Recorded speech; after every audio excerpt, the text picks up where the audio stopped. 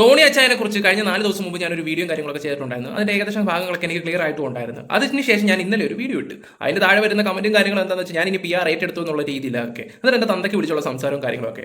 എടാ എന്റെ തന്തയുടെ കാര്യങ്ങൾ തിരക്കുന്ന മുമ്പ് നീയൊക്കെ നിന്റെ വീട്ടുകാരുടെ കാര്യങ്ങളൊക്കെ നോക്കുക, അവർ ഓക്കെ ആണോ ഇല്ലെന്നൊക്കെ നോക്കുകയൊക്കെ ചെയ്യും. അതുപോലെ തന്നെ അദ്ദേഹത്തിന്റെ ബിസിനസ് തകർക്കാൻ വേണ്ടി പണ്ടൊരു നേതാവ് കാണിച്ച ഒരു തോന്നിവാസമുണ്ട്. ഞാൻ അതിന്റെ ഒരു ചെറിയൊരു വീഡിയോ ഞാൻ നിങ്ങൾക്ക് ഒന്ന് വെച്ചുതരാം. രൂപ കൈക്കൂലി ചോദിച്ച് കൊടുക്കുമെന്നതിനെ ഞാൻ നിർബന്ധമായിട്ട് പറഞ്ഞായിരുന്നു. അപ്പൊ അതിന്റെ വിരോധത്താലാവാം അന്ന് തന്നെ രാത്രി, അതായത് നിയമാനുസൃതമായിട്ട് നിൽക്കുന്ന ഈ ബോർഡ് സാഹചര്യത്തിൽ ഒരു മൂർച്ചയുള്ള കത്തിയുമായിട്ട് വന്ന് ഈ ബോർഡ് എന്റെ ഫോട്ടോ മാത്രം വലിച്ചെടുക്കുകയും അതുപോലെ തന്നെ അകത്തേക്ക് കയറി എന്റെ ജീവനക്കാരെ ഭീഷണിപ്പെടുത്തുകയും ചെയ്തു. ഒരു തെരുവ് ഗുണ്ടാ സ്റ്റൈൽ.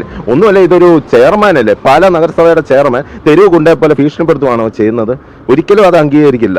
മുനിസിപ്പൽ ചെയർമാൻ അകത്തേക്ക് കയറി കത്തിയുമായിട്ട് വന്ന് എന്റെ ജീവനക്കാരോട് അസഭ്യം പറയും. അതുകൂടാതെ നിന്റെ അച്ചായന്റെ ഒക്കെ ചാരിറ്റി പ്രവർത്തനങ്ങൾ ഞാൻ നിർത്തി കാണിക്കാടാ എന്നുള്ള സെന്റൻസും കൂടെ പുള്ളി പറഞ്ഞ് എനിക്ക് വിഷമമുണ്ട്. കാരണം ഈ അച്ചായൻസ് ഗോൾഡ് എനിക്ക് എന്റെ സ്ഥാപനത്തിന്റെ നല്ലൊരു ശതമാനം പാവങ്ങൾക്ക് വേണ്ടി അന്നദാനവും ഞാൻ ഉപയോഗിക്കുകയാണ്. നല്ലൊരു ശതമാനം തന്നെ അന്നദാനത്തിനും അതേപോലെ സമൂഹ വിവാഹത്തിനും അതെല്ലാം നിങ്ങൾക്ക് അറിയാവുന്ന കാര്യമാണ്. അങ്ങനെ ഉപയോഗിക്കുന്ന ഈ ഷാജു തുരുത്തനെ പോലെയുള്ള തെരുവ് കൊണ്ടൊക്കെ എന്റെ നാട്ടുകാർക്ക്, എന്റെ സ്നേഹിക്കുന്ന ഈ കേരളത്തിലെ ജനങ്ങൾക്ക് ഞാൻ നല്ലത് ചെയ്യുന്നതിനെ കുറിച്ച് പറയാൻ എന്ത് അവകാശം?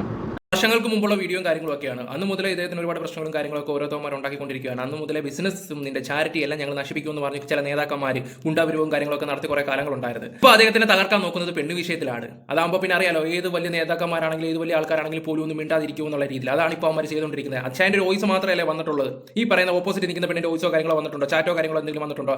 നിങ്ങളൊന്ന് ആലോചിച്ച് നോക്കേണ്ട കാര്യം എന്താണെന്ന് പറഞ്ഞാൽ ദീപകിന്റെ അവസ്ഥ കണ്ടില്ല. ഒരു പെണ്ണ് കാരണം സ്വന്തം ജീവിതം തന്നെയാണ് ഇല്ലാണ്ടായത്. അതുപോലെ തന്നെ ടോണിക്ക് ഒരു അവസ്ഥ ഉണ്ടാകണമെന്ന് ആഗ്രഹിക്കുന്ന കുറെ ആൾക്കാരുണ്ട് നമ്മുടെ നാട്ടിൽ. അതാണ് ഇപ്പോൾ നടന്നുകൊണ്ടിരിക്കുന്ന ചാരിറ്റി അത് ഇത് മറ്റേത് മറിച്ചത് തട്ടിപ്പ് എന്നും പറഞ്ഞിട്ടുള്ള രീതി. ചാരിറ്റിയുടെ കാര്യത്തിൽ എനിക്ക് കുറച്ച് കാര്യങ്ങളൊക്കെ ക്ലിയർ ആയിട്ടുണ്ടായിരുന്നു. അത് ഏകദേശം ഇന്നലത്തോടെ അതെല്ലാം ക്ലിയർ ആയിട്ടുണ്ടായിരുന്നു. 3-4 പേരെ എന്നെ കോൺടാക്ട് ചെയ്തിട്ടുണ്ടായിരുന്നു. ഞാൻ അവരോട് സംസാരിച്ചിട്ടുണ്ടായിരുന്നു. നീ എന്തെങ്കിലും വോയിസോ കാര്യങ്ങളോ ഉണ്ടെങ്കിൽ എന്റെ കാസറ്റ് നീ പുറത്തു വിട്. നീയാണ് ഇവിടെ എല്ലാ കുത്തിത്തിരിപ്പ് ഉണ്ടാക്കുന്നത്. എല്ലാവർക്കും നല്ല രീതി അറിയാം മോനെ, നല്ല അടിപൊളിയായിട്ട് അറിയാം. നീ ഓരോ കാര്യങ്ങൾ സത്യാവസ്ഥ പോലും തിരക്കാതെ ഒരു ലണ്ടനിലോ അവിടെ ഒരു മൂലയ്ക്ക് കിടന്നിട്ട് ഓരോ കാര്യങ്ങൾ പടച്ചു വിടുക ചെയ്യുന്നത്. നിന്റെ തെളിവുണ്ടെങ്കിൽ നീ പുറത്തു വിടുക. അതല്ല അന്തസ്സുള്ള ആളുകൾ ചെയ്യേണ്ട പരിപാടി. നീ അത് ചെയ്യുന്നില്ല. അതാണ് നിന്റെ ഏറ്റവും വലിയ കുഴപ്പം.